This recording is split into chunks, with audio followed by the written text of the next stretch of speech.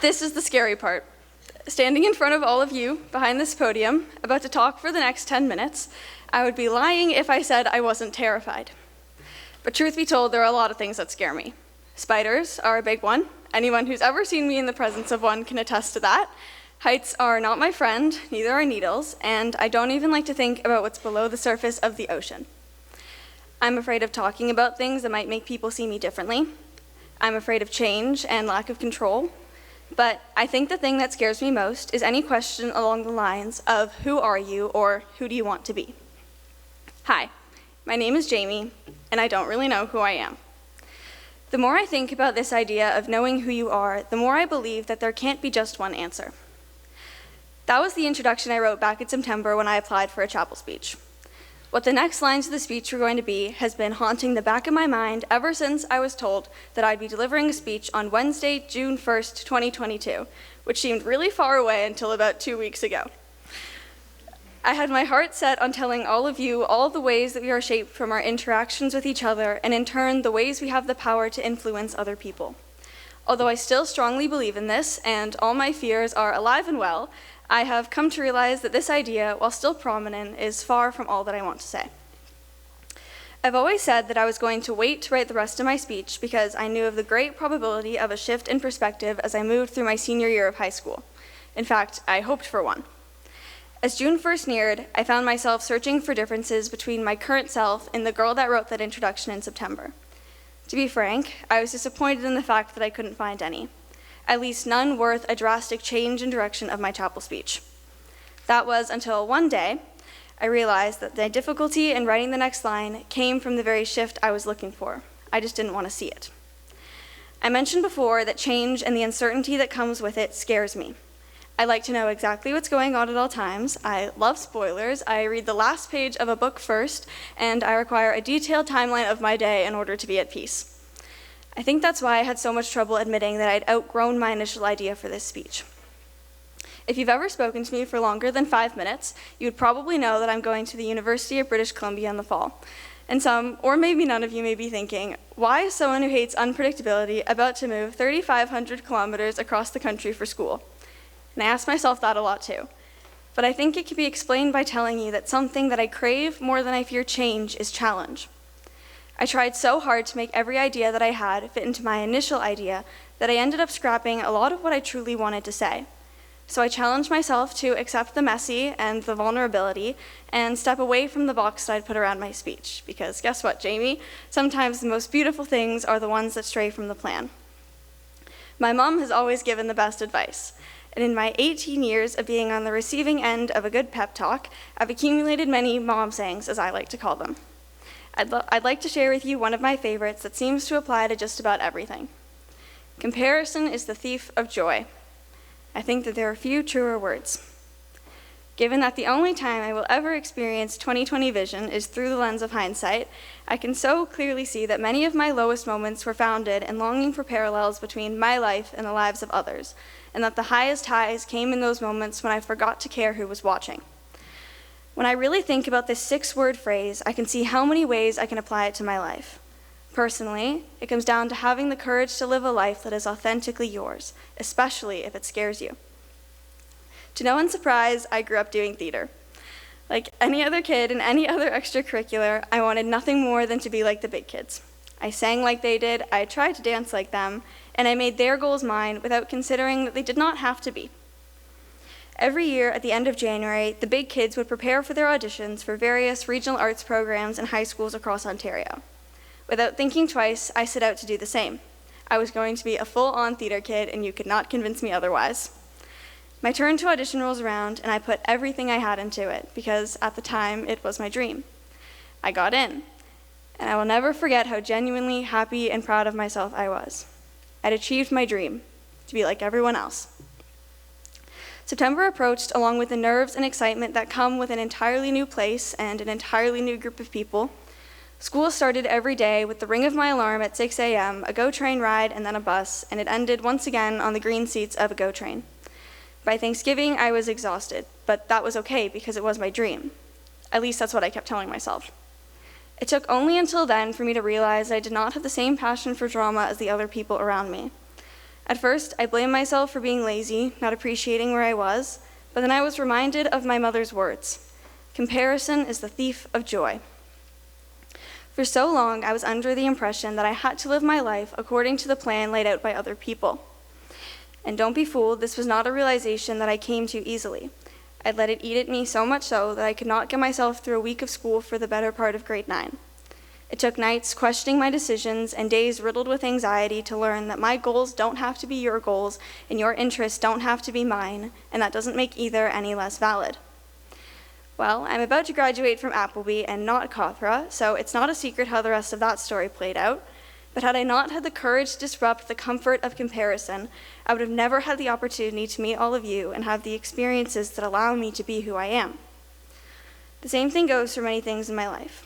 I find school gets a lot less stressful when I remember that I'm doing it all on my own timeline and for my own purpose, which are going to be different than yours. I can't promise that this can be learned quickly, or even that it's a one-time lesson.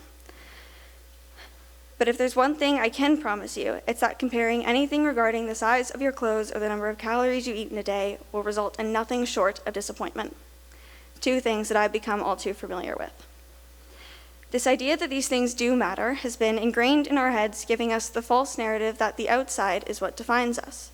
And for so much of the last 2 years, it's made something so seemingly simple so hard.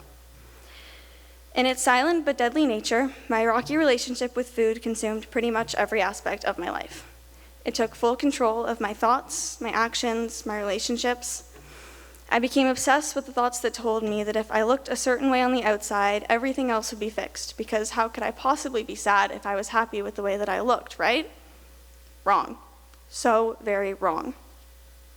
What I'd failed to realize is that what I was trying so hard to make the solution was really the root of my problems. I would never reach these so-called goals that I had because they came from a place of hate. The voice in my head set me up for failure. The process of coming to terms with this is arguably one of the toughest things I've had to and continue to learn. But not having to spend energy on faking a smile is my reminder that whatever that voice tries to tell me is not worth it. I brushed off everything I read. I told myself that even if it's true, it doesn't apply to me, which is a lie we tell too often. And when thinking about why that voice in our head takes over, I once again come back to comparison and all the ways that it steals our joy. Ultimately, finding truth in that is what has brought me out of hard times over and over. So either my year as a drama major at Cawthra Park didn't pay off, or you can let this serve as a reminder that you never really know what's going on in other people's lives. We are in this together, living unique lives in the same world, and if I've got things, I can be sure that other people do too. Let this be a reason to choose to take an extra moment and think before you comment, select your words with care. It's too easy to forget that we all have things we don't talk about. We all have experiences that are meant to test us, and sometimes we come out stronger, but it's okay if you didn't. We're all human. Soon, the school year will come to an end. Whether we like it or not, in a matter of 3 weeks, we will have said our goodbyes. Maybe just for the summer, maybe longer than that. Either way, I think it's important to recognize how lucky we are to have had the experiences we have. As cheesy as it is, they make us who we are. It's important that we shift our mindset to view challenges as stepping stones that make us stronger people and more critical thinkers. We should continue to learn through experience and have patience with ourselves when we forget the things we once knew. We live in this world full of other amazing people, and it's vital that we never forget the impact we can have. I'd like to take the last few moments of my speech to address my classmates, but I hope the rest of you really hear this too, because one day you'll be sitting where we are. I don't know about everyone else, but the nostalgia has been strong lately. Yes, it makes me mourn my high school experience, but it also makes me eternally grateful. So thank you, all of you, for every up and every down, regardless of if our interactions have been no more than a class together, or I've been lucky enough to ever call you a friend. I can wholeheartedly say that the lessons I've learned from all of you have showed me so much about the person that I want to be. And I hope that you can look at the people surrounding you and say the same thing. I have no doubt in my mind that each and every one of you will go on to the most incredible things, and I'm so excited for all of you. I hope you take every opportunity, even if it scares you. I hope you do less comparing. I hope you make those who make you happy happier. And most important, I hope you do it all with kindness as your lead. The next part is scary too. But knowing that we get to go into it carrying little pieces of each other brings a sort of comfort I can't quite put into words. So maybe I do know who I am. Maybe who I am and who we all are comes from knowing that there will never be a consistent answer to that question. It's changing as we learn things about ourselves that can only be taught through experiences and interactions, and I consider myself lucky to have been able to learn some of it with all of you. Now, I think it's only right if we all rise one last time and sing hymn number 418, Draw the Circle Wide.